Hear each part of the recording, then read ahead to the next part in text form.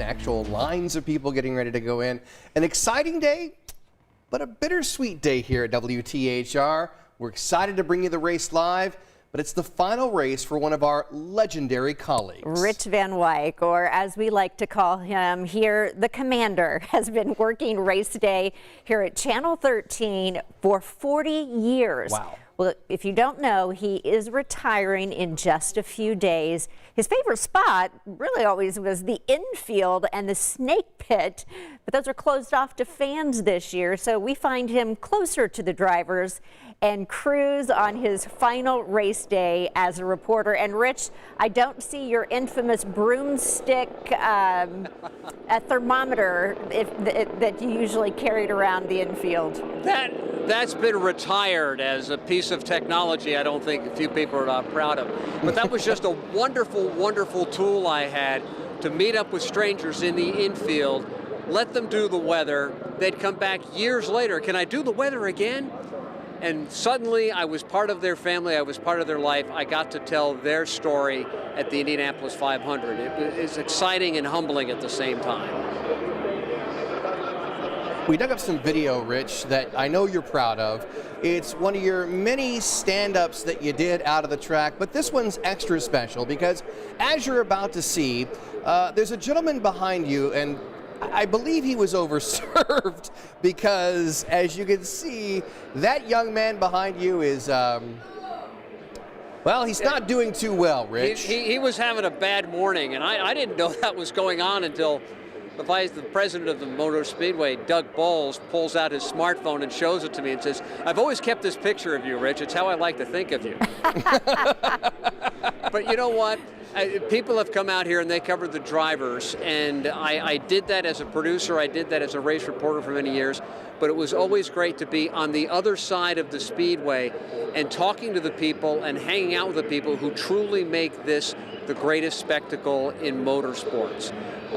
These people would invite me into their lives, invite me into their breakfasts. You know, if I couldn't get a free lunch, a free breakfast, a free beer, a free cup of coffee, I wasn't trying. People were really very kind and very wonderful to me. You know what, that's what I think over the years when I've been able to work with you, and that you would find those stories of the real people, the real race fans, the ones that have spent the many, many race day mornings out there at the track just like you. The only thing that could make today better is if they had the infield open and we had those folks in the backstretch, because they've been coming, some since little children.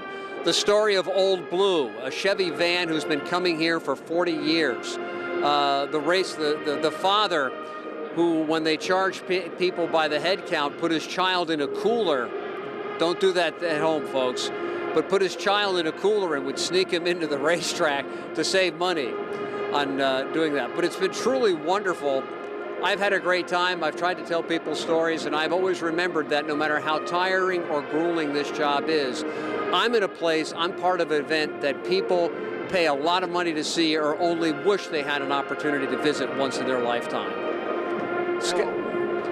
Real quick, what advice would you give to a young person who's looking to get into broadcasting, you having almost a half century of experience? I would tell them that basically everything I learned has gone out the window because of all the new technology and the way we do things. I would tell them to forget about people like me who might say, this is what you're in for. See a dream, go after the dream. For me, this was an opportunity that Channel 13 offered me 40 plus years ago, working part-time, and it turned out to be an opportunity of a lifetime. I saw an opportunity, we took advantage of it, and it worked out for everybody. Certainly has worked out for us here at Channel 13. Really appreciate that and appreciate you so very much. All right, Scott and Ann want to give you some props as well. Scott, Ann, you guys have got a long history with Rich Van Wyk. We do. We're excited for him, and we're also sad for us because we know no matter what kind of story it was, whether it was good news or bad news or breaking news, that Rich could handle it and Rich would deliver it perfectly. And we had such trust in his work. We could throw to Rich Van Wyk at a breaking news scene, at a team coverage, severe weather, And Rich, if he needed to, could talk for hours. And he could fill it with facts and stories and bring context because he's been in Indianapolis for 4 decades. And what I loved about seeing him here at the 500 was seeing that other side of Rich. Not the buttoned up and professional journalist, but the fun dad, and he's a race fan too, and I always love that. He's a great coworker. He's a utility player. He is a friend. When we knew he was retiring this year, we knew it was going to be after race day because we wanted Rich to have one more race. So, Commander, we salute you. We salute you. We salute you. We love you, Rich Van Wyk. And we're thankful and grateful to you and to your family and your girls, and we wish you the very best.